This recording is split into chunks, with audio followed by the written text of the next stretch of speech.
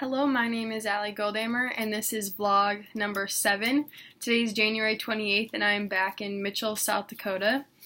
And I'm going to talk about the thing that I liked learning the most, the best conversation that I had, what I liked the best, and then my favorite location that we got to go to.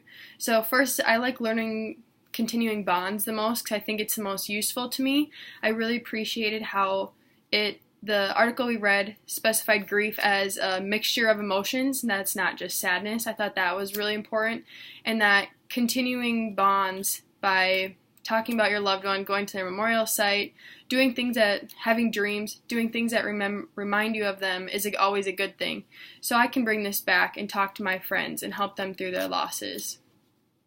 So the best conversation that I had was with the Soviet War veterans, and I thought that was amazing because not only was Peter, who I talked to, very open to talk about us, he also had questions for us.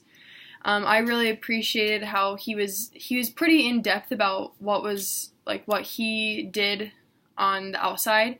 He didn't really go into depth what he had to do, although he did say when they came back, people thought they killed kids and did other bad things, raped women, and he said that is not what we did, and I really appreciated that he brought that out and said, this is what people thought of us.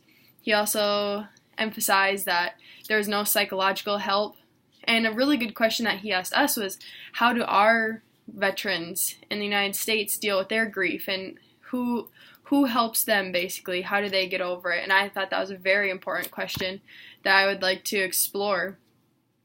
And finally, the place that I enjoyed visiting the most was Auschwitz. I didn't know what to expect going in. I mean, you can see from the pictures, but how you would feel and how you would really take the whole setting in was a huge surprise.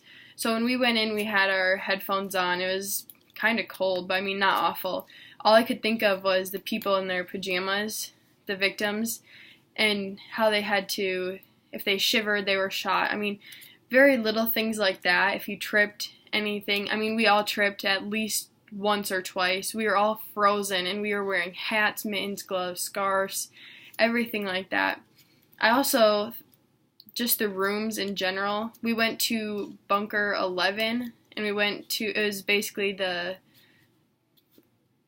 jail, and there was a dark room, and there would be 10, 15, probably more people than that locked in there. And it just had a smell when we walked in there. That was really, I just remembered that was, and it's how long since Auschwitz has been closed down.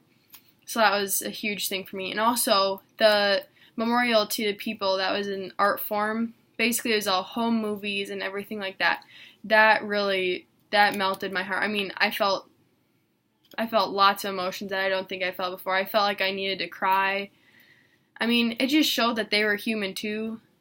And I don't know, bad things happen to people, but they were human too. I don't know what to say other than that.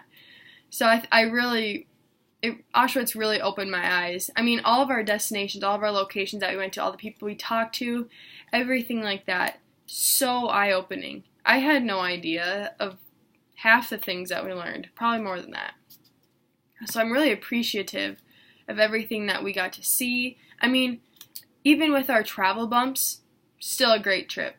I mean, everything, you can't help tours that are too long but aren't meant to be that long. I mean, it's just part of the process. It was a great trip, great process. I mean, I would recommend going to anyone. Some of these places you can't explain. You just have to be there to see it. That's Auschwitz for me, I think. Even Bergen-Belsen, you just have to be there. So in the future, I'd recommend lots of people to go on this trip. Thank you.